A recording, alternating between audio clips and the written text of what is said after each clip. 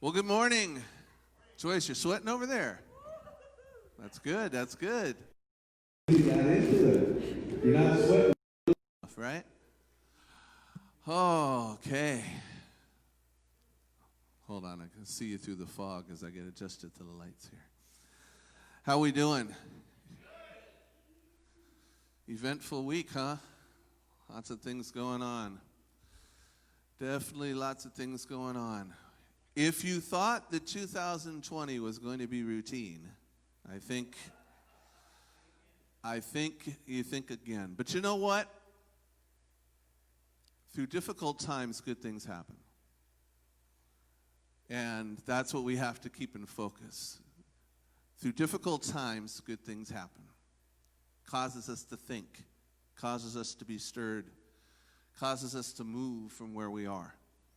And that is important. Whenever we face anything and we don't understand exactly what it means, we need to be asking God, what does it mean? God, what is it that you want us to do? God, how is it that you want us to live? How is it that you want us to love others, treat others? All of this is so vitally important. And there's no greater example that I can think of today than is found in the book of Daniel. Now, for those of you who don't know about Daniel, Daniel was a pretty incredible guy.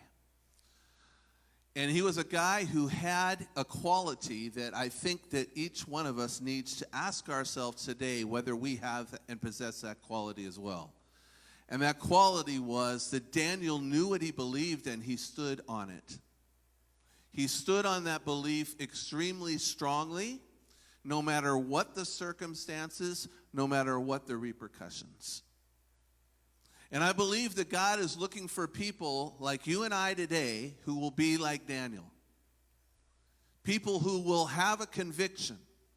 People that will have beliefs, standards that God has put before us. And will raise those standards high and will live those standards and those beliefs no matter what. No matter what is said. No matter what others might think, no matter what the repercussions might be. God is looking for Daniels today. Daniel, very early in his time, we find in the beginning of the book of Daniel, if you're looking at Daniel 1:8, for instance, write that down for reference. There was a lot of cultural things that were going on and a lot of pressure to bow down to doing what everybody was doing and what everybody was saying. And it says in Daniel 1:8 that Daniel purposed in his heart. He purposed in his heart. He made a decision. He made a decision that he would not defile himself. He made a decision that he would live according to the way that God had told him, no matter what would happen. And that decision with Daniel carried out throughout his life. And we're going to pick it up today in what we call the 3 C's that we want to learn. We're going to pick it up in Daniel chapter 6, actually, as we have the famous account of Daniel and the lion's den. Now, I don't know if you've ever felt like you're in a lion's den. A lion's den, let me explain a lion's den to you. In this time that Daniel was living, one of the ways that they did what they considered capital punishment, which led to death with a crime, was a lion's den. And the way that lion's den was it was kind of a pit. And in this pit, there were lions. Now, lions, like you and I, they like to do something. What is that? They like to eat. Yes.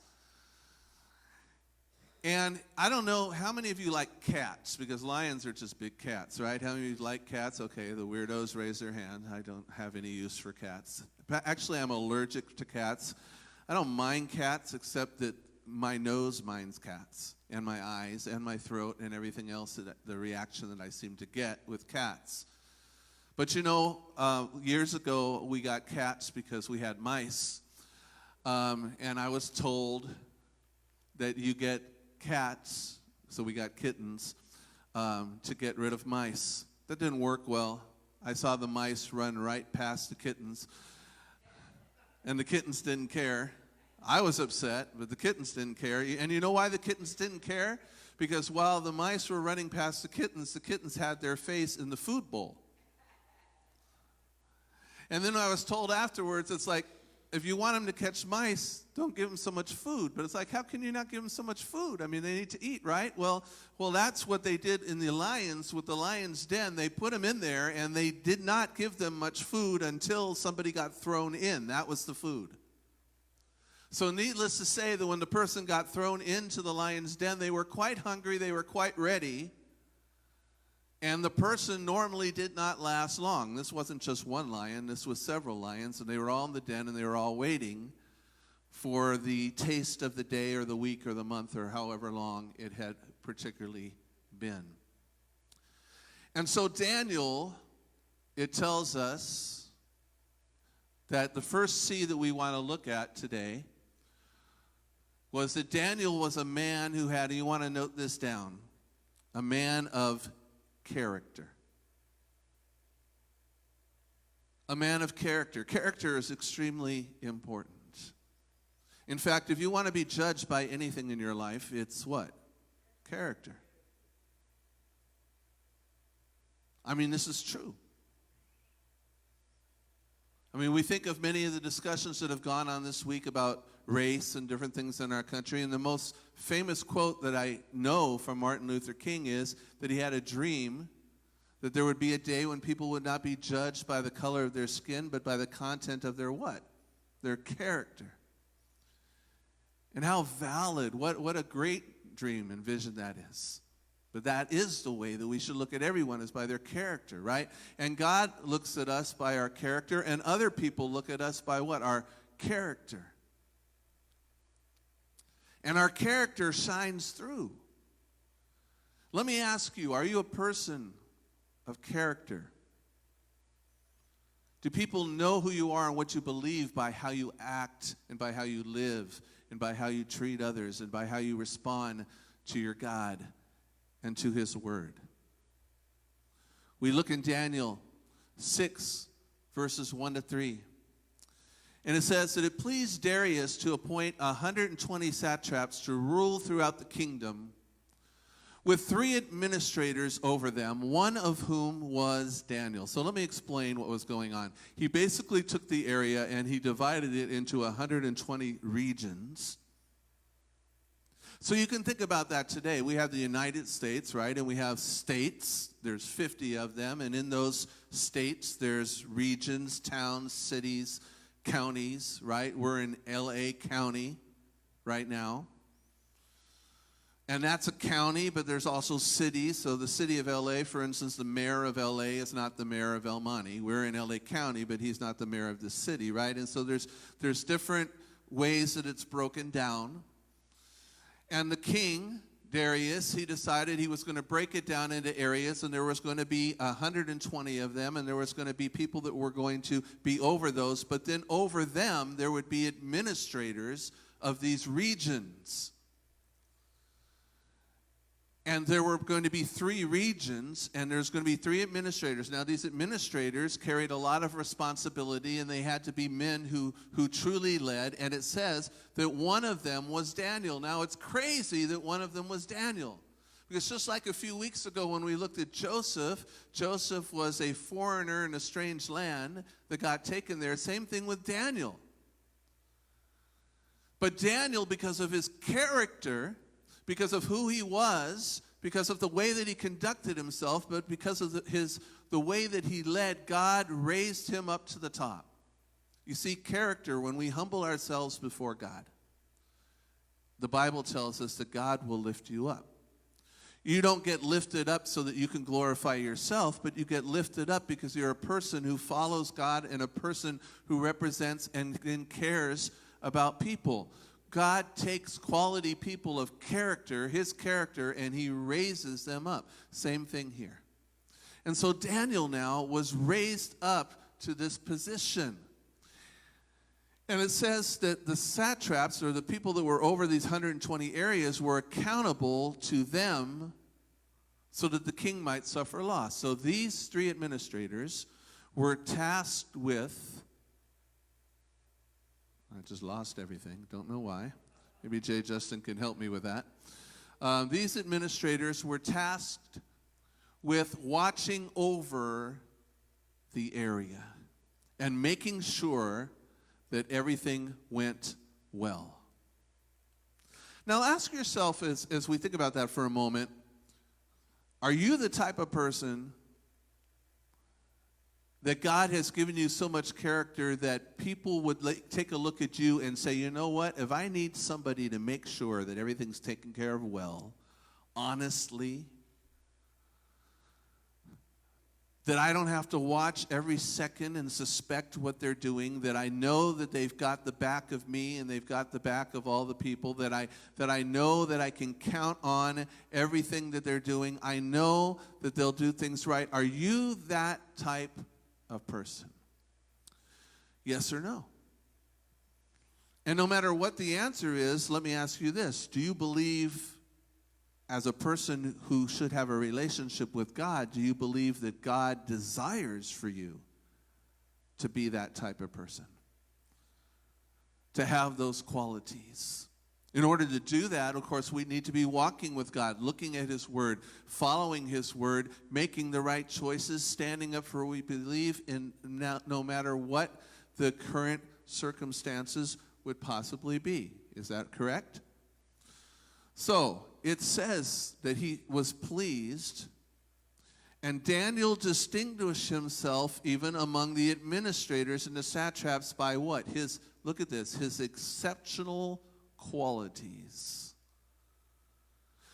And these exceptional qualities were so good that it says the king planned to set him over the entire kingdom. The whole kingdom. Now, I don't know about you. I don't know if you've noticed this, but there's something that you should know. That whenever God raises you up, and that whenever you stand for Him, and whenever your light shines for Him, and God lifts you up, and whenever you're doing the right thing, there's always going to be a target on your back. It's called spiritual warfare. Spiritual warfare is going to come in. And there's going to be a target. Because while Daniel was raised up and while he was set in front of the entire kingdom, what ended up happening was that the others began to notice. Now, people noticed his character. Some were excited about it. Some were happy about it. That's why Darius was going to put him over everything. And then there were those that were not. So the first one, the first word, your first C is, are you a person of character? And then the next one, which hopefully we can just, even if it can't get in the back, if we can just get it up here. The next one that you're going to want to write down after the word character is conviction. Conviction. We are to be people of conviction. Now let me explain what conviction is if you want to write this down. Conviction is a belief that you are convinced of. It is a belief that you are convinced of and will stand by no matter what the circumstances. A belief that you are convinced of and will stand by no matter what the circumstances. In Daniel 6:6-9, it says, then these high officials and satraps came by agreement to the king and said to him, they plotted. They said, O king Darius, live forever. All the high officials of the kingdom, the prefects and the satraps, the counselors and the governors, are agreed that the king should establish an ordinance and enforce an injunction that whoever makes petition to any god or man for 30 days except to you, O king, shall be cast into the den of lions. Now, O king, establish the injunction and sign the document so that it cannot be changed according to the law of the Medes and the Persians, which cannot be revoked, Therefore, King Darius signed the document and injunction. Now, King Darius, in his defense, was a pretty good guy. He wasn't a bad guy. But you know what? He had what a lot of people have today. You and I have it too. It's called an ego. Anyone here ever have an ego? Don't be too proud to raise your hand. We get an ego, right? Have you ever said to yourself, you know what? I didn't like what they said. I was insulted. It insults our ego. It makes us feel bad. And then there's people that we like to be around, right? Those are people that stroke our ego. Right? People that, make us feel real good about ourselves. Tell us how awesome. So they come to Darius here, and basically they go, Darius, king, we have a great idea. Oh, King Darius, live forever. May you live forever, oh King Darius. Now, who doesn't want to hear that? Right? I mean, that's a lot nicer than coming in and saying, King, hey, you're not dead yet. It's a big difference, right? Oh, King, live forever. That's the type of people that every king wants to have walking around, right? So us high officials, let me paraphrase it for you. Us high officials, we've been thinking, oh, King, we've been thinking, because you are the awesome king and ruler that you are. We've been thinking that for 30 days, just to show your great power and to show the appreciation that everyone has for you, it should be an ordinance, an injunction. Ordinances, injunctions, prohibitions sound familiar? Anything lately, Whoever makes a petition to any god or man for 30 days except to you, or whoever has more than 10 people in a building, or whoever, gathers, sound familiar? They're going to be under penalty. And not just under penalty of a fine. In this case, if anyone would do that, they'll be cast in a den of lions. This will make sure no one will do it, O king. Now, I want to tell you why they were doing this. Because they had found, let me see if I can go back to it, because I missed it in the confusion.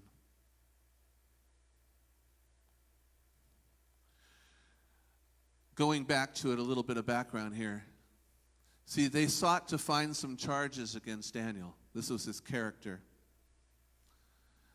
And they couldn't. That's pretty awesome when you think about it, right? So for instance, if you say you're a believer in God, and you say that you're a follower of Jesus, and then people are watching you, and they're watching your actions, and they're watching your social media, and they're watching everything else, what is it that they're looking for? They're looking to find some fault in you, to find a crack in the armor that you're saying, in the belief that you're saying you have. So yes, those 9 great posts that you do are discounted by the one bad one. And the 9 great days that you have are discounted by the one bad one. And on and on. They're finding a way to excuse away and discredit your faith and your belief and your stand. The question we got to ask ourselves is, if people were to look at our life, is it hard to find something, or is it easy? And that's a question that I have to think about every day, and so do you. So they looked to find a charge or fault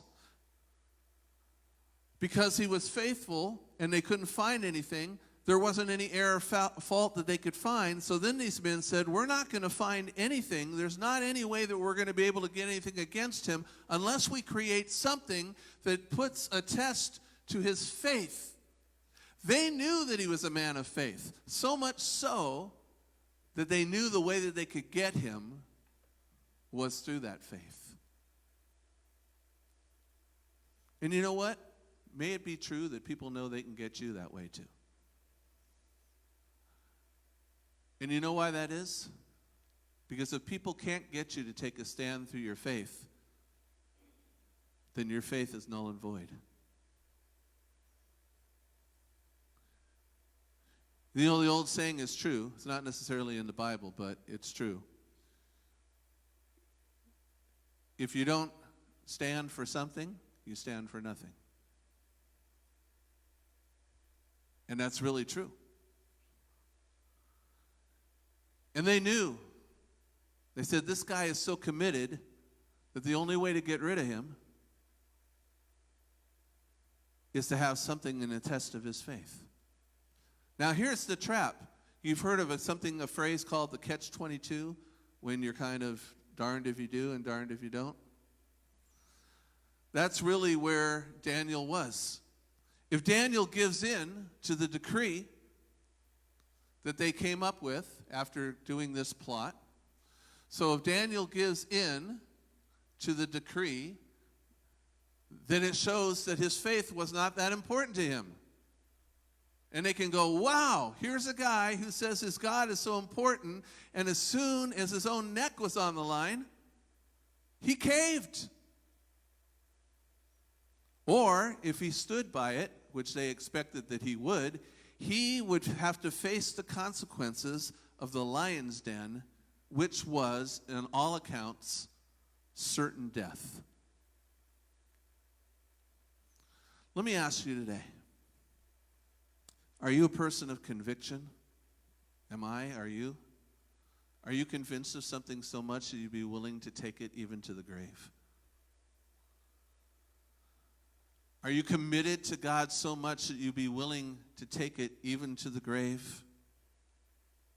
You know, Jesus was such a person of conviction in his love for you and I, that he was willing to be obedient all the way to the death of the cross. He doesn't ask us to do anything that he hasn't already been willing to do himself. But where is our conviction? If this was you, if this was me, and we were suddenly told, which, by the way, we've been told things like this, you cannot do certain acts of worship, you cannot gather in certain ways, all of a sudden it was like, you cannot join together and worship, you cannot worship God anymore, because if you do, you'll face this certain death. What would you do? Don't think that the time's not coming, because in many ways it's already here. What would you do?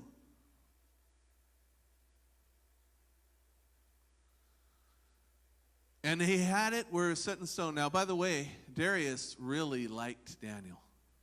That's why they tricked him into setting this in stone, something called the law of the Medes of the Persians. And the way that was is once you said it, you could not change it. And he signed it. So let's summarize what happened. They were successful in manipulating the king to institute a law that would get Daniel into trouble. They came as a group under the pretense that they spoke for all the officials. They inflated the king's ego, attributing to him a godlike position and their loyalty. And so he signed it. So now let's see what happens. Daniel 6, verse 10, 11 says, now when Daniel knew that the writing was signed. Now it's important. We see that in Scripture. This was not something he didn't know about and then just did it. He knew that the writing was signed. He knew what it meant. He understood it. And you see, they knew something about Daniel, that he worshiped his God, and he went by his window and he prayed 3 times a day. So knowing that the writing was signed, he went into his house, and his windows being open in his chamber towards Jerusalem, because that's what he had been told to do in Scripture, he kneeled upon his knees 3 times a day, and what did he do? Did he hide? No. He prayed, and he gave thanks before his God, as he did aforetime. In other words, even knowing the injunction, even knowing what it meant, he changed nothing.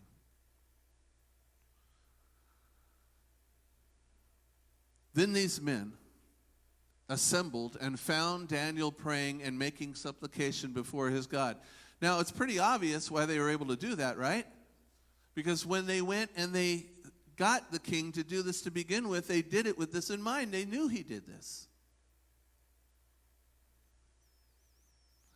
And so basically, if this was in modern times, it's like, okay, let's make this law, and then we know he's going to gather, and when he's there, we're going to be there filming it, and it's going to go viral, and everybody's going to know about it, and the king's not going to have any choice but to take action. It's going to be on TMZ, it's going to be on Instagram, it's going to be everywhere. And there it was. And so, let's define conviction once again. Josh McDowell is a famous person, a defender of the faith. He defined it this way. He said, having convictions can be defined as being so thoroughly convinced that Christ and his word are both objectively true and relationally meaningful that you act on your beliefs regardless of the consequences. Kind of what I was telling you before. No matter what. No matter what. If a person came in here right now, stuck a gun to your head, and said, do you believe Jesus is the Son of God? Say yes, and I pull the trigger. Deny him, and I let you go. What would we do? Many of us would be tempted to rationalize.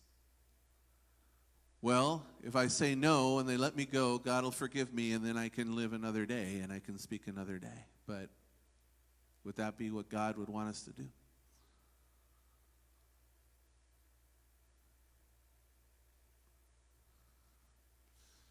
So in Daniel 6, verse 12 and 13, Daniel's taken into the trap by his enemies. They answered and said before the king that Daniel, who is one of the captives from Judah, does not show due regard for you, O king, or the decree that you have signed, but makes his petition 3 times a day.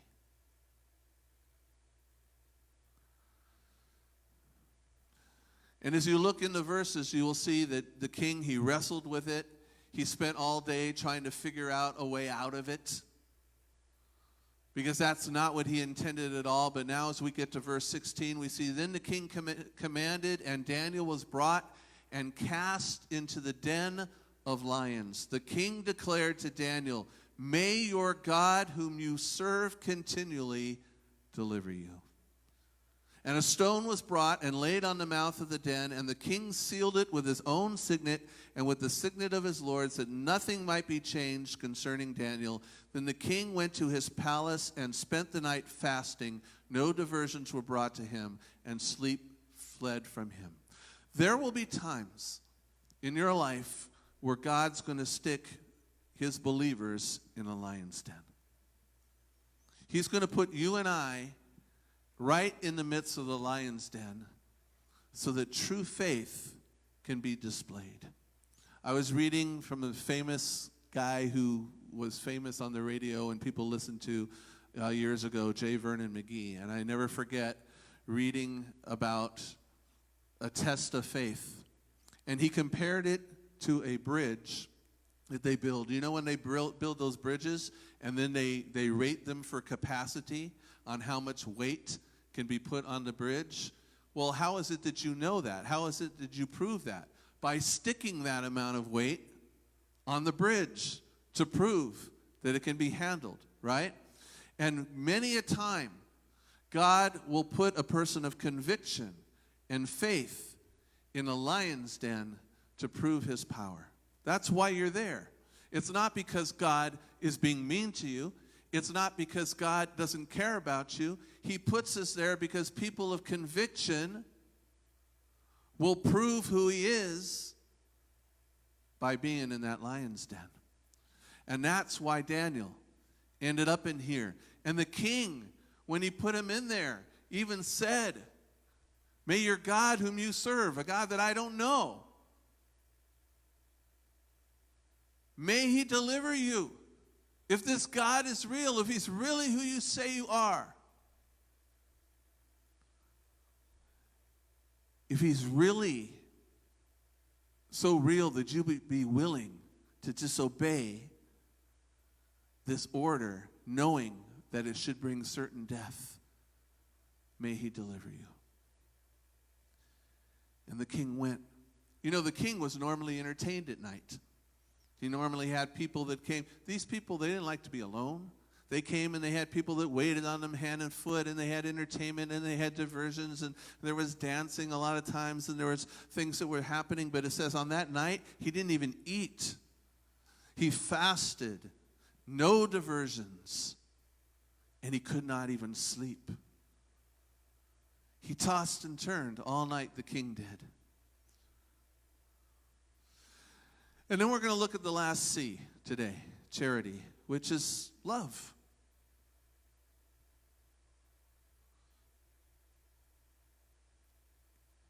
Charity, a noun in a general sense, love, benevolence, goodwill, a disposition of heart which inclines men to think favorably of their fellow men and to do them good.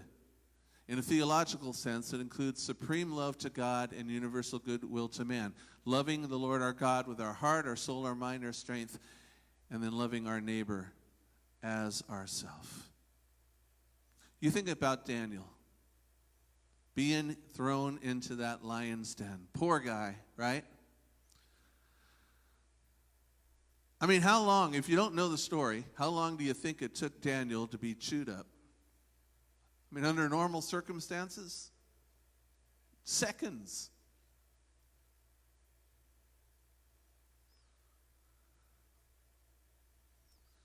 At the first light of dawn, you ever been there, you can't sleep all night, and then finally you see it starting to get light outside, and you're like, oh good, I can get up.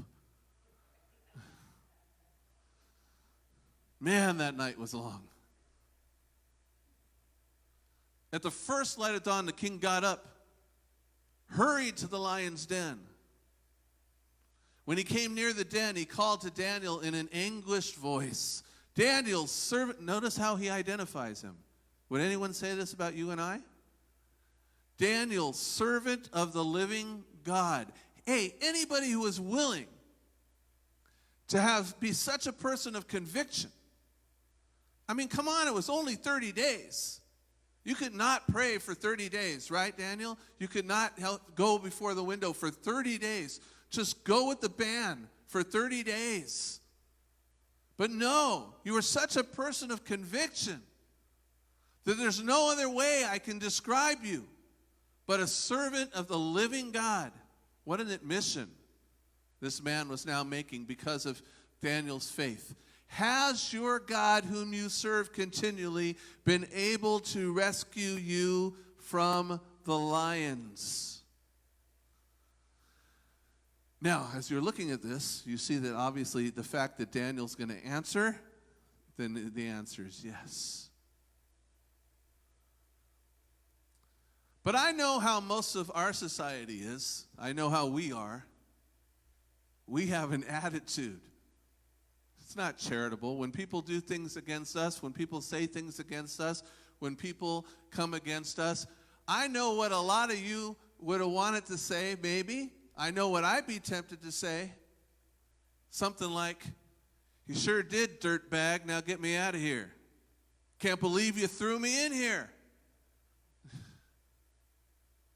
Now you're in real trouble. But you know, that wasn't Daniel's answer at all. Daniel knew why he got put in the lion's den. Daniel knew why God, who is all-powerful, allowed him to be in those circumstances. Daniel knew that he was a servant, just like the king said, of the living God. And so how did he respond? In love. O king, live forever. Hey, that should speak volumes. Because you know what? In this day and age, people choose sides all over the place. People have opinions all over the place. We don't always agree. Have you noticed that? Man, it's such a temptation to just want to blast people that we don't agree with. To just railroad over people that don't agree with us, to turn angry, to turn mad, to just lose our tempers. It is such a temptation to do that because we're human and we're sinful and we fight with the flesh, right? And I look at Daniel after going through this just for standing up for his faith, and he spends a night. But you know what? It was a pretty peaceful night because God was in control.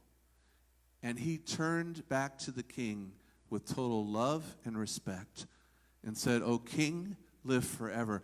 King, I want nothing but the best for you." Hey, that's an example I think we all need to learn from today, myself included. It's hard sometimes. My God sent his angel. In other words, he didn't say, "Oh yeah, these lions were no match for me. I wrestled them to the ground. They took one look at me, O king, and they said, we're not touching that guy." That's not what he says. He says, "My God sent his angel, and he shut the mouths of the lions. They have not hurt me, because I was found innocent in" what? His sight. You know, that's really what's all important. And I would submit to you today that no matter what it is you're doing, the decisions you're making, how it is you're choosing to live, may you understand that the one that you need to please, because a lot of times we want to please everybody, the one that we need to be concerned about pleasing is God. The one that we need to be concerned about, you know, we all want to hashtag this, hashtag that, because everybody's doing this and everybody's doing that. You know the old saying? The old saying, if all your friends were jumping off a bridge, would you jump off too? I think if it was hashtagged on Twitter or Instagram, some would. They'd all be at the bridge. But we got to ask ourselves, there's only one hashtag that we really should be concerned about. God says do this. That's the hashtag. What does God want? How does he want us to respond? How does he want us to live? He said, "I was found innocent in his sight, nor have I ever done any wrong before you, O king." Wow. Now, before we get to this verse, this is the result. Just in case there was any doubt, if you look in the passage that you can look at later, you'll find that the other part of the story is that the king, who realized what had happened and realized that he had been tricked into doing that, since these lions were, not hungry, he had the men who set Daniel up put into the lion's den. And the Bible tells us that the moment that they didn't even touch the ground, and they were devoured. And then, here's the result when you stand for God. Here's the result. Lives change. Lives change. Because it's not about you. It's not about me. It says, "Then King Darius wrote to all the peoples, nations, and languages that dwell in all the earth." He was a powerful man at that point. "Peace be multiplied to you. I make a decree that in all my royal dominion people are to tremble in fear before the God of Daniel." Why? "For he is the living God, enduring forever. His kingdom shall never be destroyed, and his dominion shall be to the end." Hey, for an egotistical king, this was a lot to be said. For a man who is used to being worshipped and adored himself, this was a lot to be said. And it never would have been realized, and it never would have been said, if a believer named Daniel wasn't willing to stand by conviction and character and love and allow God to do everything through him because he was willing to follow him no matter what. Faith in adversity was eventually rewarded, it says here, with life and prosperity.